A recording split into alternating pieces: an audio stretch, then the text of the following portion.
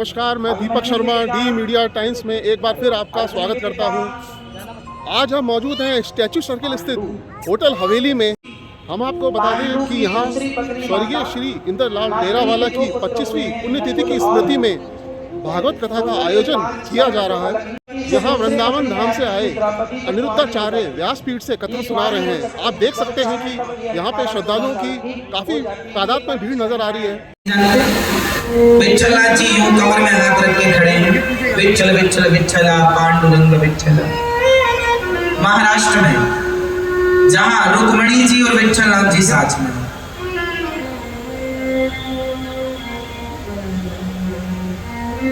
अनेक रूप है भगवान। बद्रीनाथ जी में बद्रीनाथ जी के नाम से जाने जाते। तो भगवान एक है, अनेक नाम अनेक रूप। ठीक है, तो भगवान के बारे में ये किस किस को समझ में आ गया? शंकर जी और नारायण कौन है? ये जोर से। भगवान शंकर और भगवान विष्णु कौन है? वह एक से तीन प्रकट हुए। कौन कौन? क्यों प्रकट हुए? भगवान नारायण की नाभि से कौन निकला? भगवान नारायण की नाभि से कौन निकला? कमल। कमल में कौन प्रकट हुए? ब्रह्मा जी। फिर ब्रह्मा जी के भ्रकुटी यहां से भगवान शिव का जन्म हुआ। भगवान शंकर यहां से प्रकट हुए ब्रह्मा जी से। अब शिव पुराण पढ़ेंगे तो उसमें लिखा है कि शिव जी से ब्रह्मा जी प्रकट होते हैं। देवी भागवत पढ़ेंगे तो देवी जी से ब्रह्मा प्रकट होते हैं। भागवत जी पढ़ेंगे तो भगवान नारायण से ब्रह्मा जी प्रकट। अब भैया ये ब्रह्मा जी कहां से प्रकट होते हैं? उनसे माने, इनसे माने, इनसे माने, क्योंकि अनेक 18 पुराण हैं, फिर उप पुराण अलग है 18। तो इतने, फिर ये कंफ्यूजन कहां से है? ये कंफ्यूजन कैसे मिटेगा? तो आज मैं आपको ये सारा कंफ्यूजन मिटा देता हूं कि देखो, हम आपको बता दें कि भागवत कथा के शुभारंभ पर 501 महिलाओं ने मंगल कलश यात्रा निकाली। कलश यात्रा में धार्मिक आस्था का अनूठा प्रयोग देखने को मिला, जहां महिलाएं कलश के साथ तुलसी का पौधा साथ लेकर चली।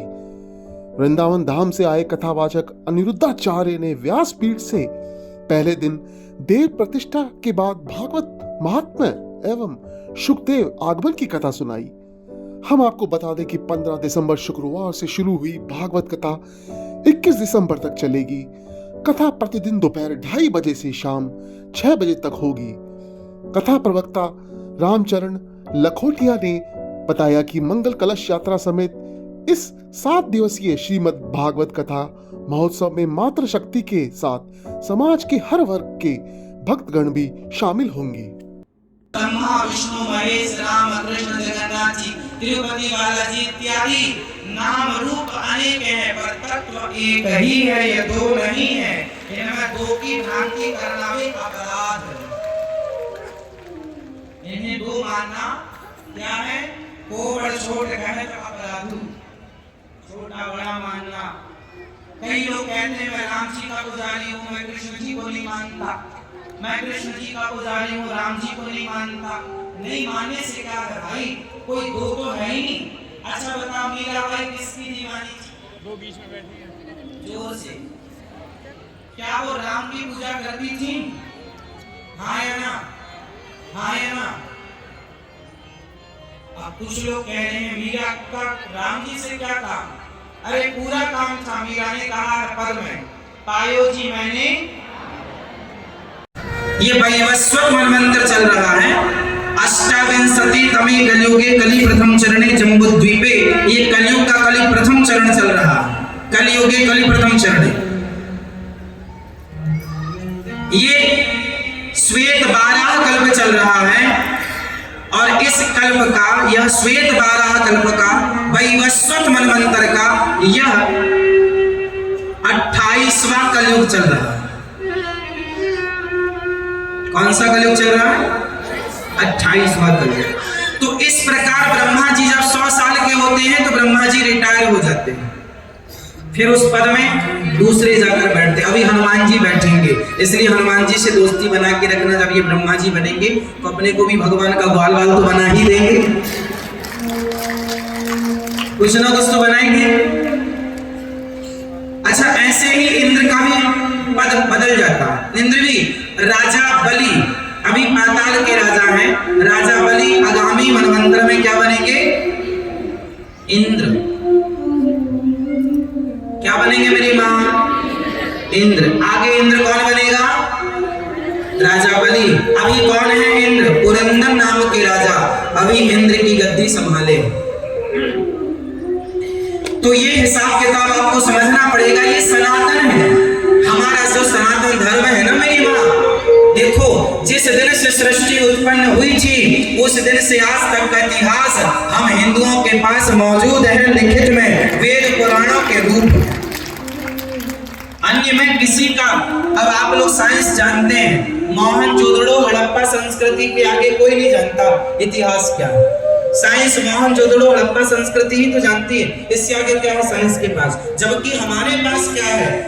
मोहनजोदड़ो हड़प्पा संस्कृति कितनी पुरानी है? लगभग 2000 साल पुरानी। हम लोगों ने एक पढ़ा है ना, आप लोगों ने भी पढ़ा हो। कितने लोगों ने मोहनजोदड़ो हड़प्पा संस्कृति पढ़ी है? 8वीं 9वीं की क्लास में या 10वीं 12वीं, जब भी आपने पढ़ा है ना। कितने साल पुराना इतिहास है? 1800। फिर भी मैं इसे 2000 लेके चलता हूँ। 2000 साल पुराना है मोहनजोदड़ो हड़प्पा संस्कृति। इसके पहले का कोई इतिहास साइंस के पास लिखित में मौजूद नहीं। काम करना चाहिए, पर काम करते हुए बस ये याद रखे हो कि हे नाथ मैं आपको कभी, सब बोलो मेरे से, बोलो हे नाथ मैं आपको कभी, मैंने बोल दिया। इसलिए क्या जपना है? केवल भगवान का। तो आप में से कितने लोग भगवान का नाम जपते हैं? कीर्तन करती हो मेरी माँ? सवेरे सवेरे प्रभात फेरी लगाया करो। आप लगाते हैं प्रभात? क्यों? अब दाढ़ी वाड़ी पक गई है साहब, अब प्रभात फेरी शुरू करो। फसल पक गई है, दाढ़ी मूंछें पक गई, मतलब क्या है? अभी देखो धान पक गई, कटने लगी, गेहूं पक जाएंगी, कट जाएंगे। ये बाल पक गए कि नहीं? बाल पक जाए समझ लो खेती पक गई, फसल पक गई। ये फसल है ईश्वर की, हम तुम फसल ही दो भगवान। पक गए, अब कटने का समय है। तो राम नाम जितना गा सको, कृष्ण नाम जितना बोल सको भैया लो। अच्छा, मीराबाई पग घुंघरू बांध मीरा नाची। मुझे ये बताओ कि मीरा पाँव में घुंघरू बांध के गली गली क्यों? तो गली गली हरि गुण गाने लगी। ये बताओ, ये मीराबाई गली गली काहे घूमती थी? आप बताओ, मीराबाई गली गली क्यों घूमती थी? आप बताओ, ये काला कोट बताओ, बताओ मीराबाई गली गली क्यों घूमती थी? क्यों? आप बताओ। हाँ, गली गली कीर्तन करते क्यों घूमती थी? वही तो हम पूछ रहे हैं। अरे कमरे में बैठ के कीर्तन कर लेती, अपने घर में कीर्तन कर, गली गली का मतलब क्या? इसलिए कि मीराबाई कहती हैं कि मैं कमरे में बैठ के भगवान का नाम जपूंगी तो मेरा कल्याण होगा, पर गली गली से भगवान का नाम बोलती हुई मैं निकलूंगी तो जो जो सुनेंगे उनका भी कल्याण होगा। इसलिए वो तो गली गली हरि गुण गाने लगी।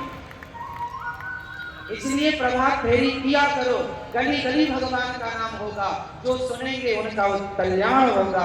अरे भगवान के नाम कितनी महिमा है। यहाँ चींटी होंगी ना, कॉकरोच, चींटी, चूहा, मच्छर, मक्खी, इन सबके कानों में यदि भगवान नाम की ध्वनि चली जाए, अरे कुछ तो सुनते होंगे मच्छर मक्खी वगैरह। यदि भगवान का नाम चल रहे ना धोखे से, तो उन योनियों से उनकी भी सदगति हो जाती। इतनी महिमा है इस नाम की, हम क्या बताएं।